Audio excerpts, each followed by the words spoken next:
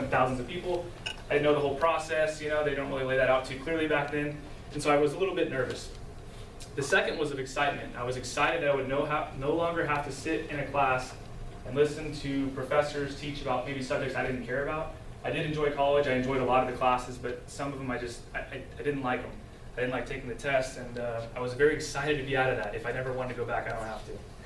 And the third feeling was of uncertainty. So I knew I wanted to get into IT, but how do I get that first job? How do I get my foot in the door? How can I start building a career that I can be proud of and be successful? So those were really the three feelings that I had. And again, from that time till now, I've taken the time to write down some lessons learned. I have 8 in total. I don't know if the time's going to allow for that, but we'll try to go through them. Lesson number one, what you did in college no longer matters, but what you do from this point forward will stay with you forever. What I mean by that is my GPA, my boss doesn't know it. I work with 20 some odd people on my projects. None of them know my GPA, and they don't care. If you bomb a project in college or you get a bad grade, the grade's given to you, and then the page turns, you get a new class, that's it, it's over. But your career follows you forever. When you do a bad job on a project at your job, people will not want to work with you. It follows you everywhere. And I know individuals that I work with, and I'm not really fond of working with them. So do a good job, and bust your tail and do a good job. Lesson number 2, be prepared for your first interview. You think this would be an obvious one, but it was not obvious to me. I'd always just wung it in interviews and been pretty successful at it until my first interview in front of a panel. At the very end of the interview, they asked me if I had any questions. And I had none. I just wanted the job. I really didn't have any questions, and that's like a big red flag. So just be prepared. I'll give you one question I always ask in interviews now that I'm more of a seasoned veteran, if you want to say, and that's ask your interviewer from 6 months to a year from now, how are they going to determine if this has been a successful hire or not? They should be able to measure that and help you understand how they're going to measure that. So I would highly recommend using that question. Lesson number 3, when you show up at your first job, you will have no idea what you're doing, and it's okay. Okay, I had no idea what I was doing at my first job. I had no idea how to manage a project when I got here as a project manager. I read a book on it, got a certification, but I didn't know what I was doing, right? I had to ask a lot of questions to figure it out. John Hinshaw, who is the Executive Vice President and Chief Customer Officer here at HP, he reports directly to Meg Whitman.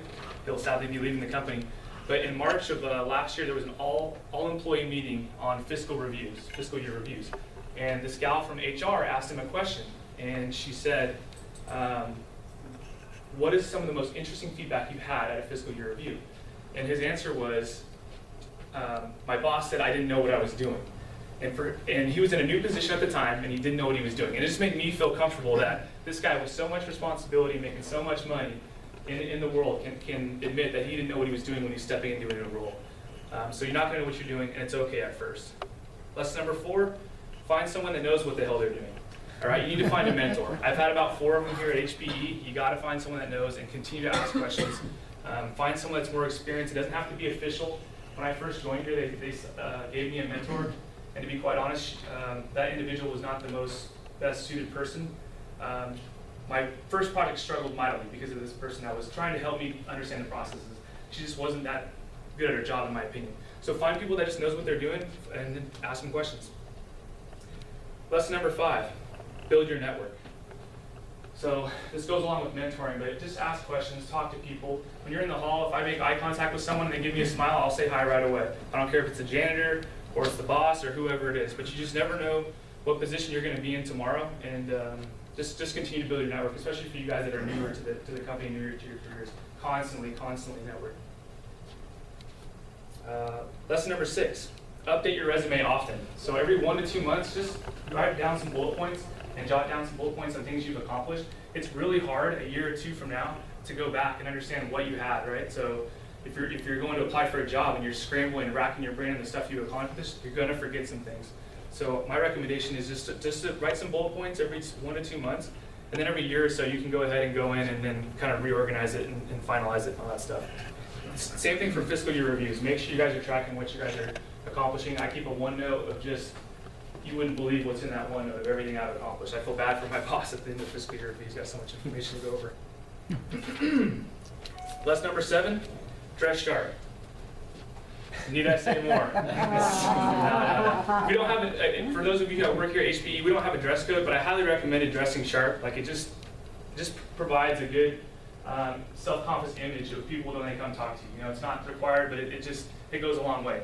I had this individual who sits near me in R4, and the guy comes in looking like a scrub every day. And I don't understand why. I saw him dressed up once, and I said, man, you look sharp. What's going on? He goes, oh, my boss comes in once a week for the year. And I'm thinking, like, dude, what if you apply for a different job and your boss is like 2 rows over, and he's just like shaking his head, you're wearing sandals and a stained shirt every day, you know? So that's just my personal opinion. And lesson number 8, the final lesson here, is learn as much as you can. We're all in Toastmasters here because we want to challenge ourselves. I want to be a better speaker today than when I walk through that door, right? So continue to grow and continue to challenge yourselves. So those are the lessons that I've jotted down, either learned from mentors or just things I kind of stumbled along the way and from the time, my 4 years of my career. So thank you, everyone. I appreciate it.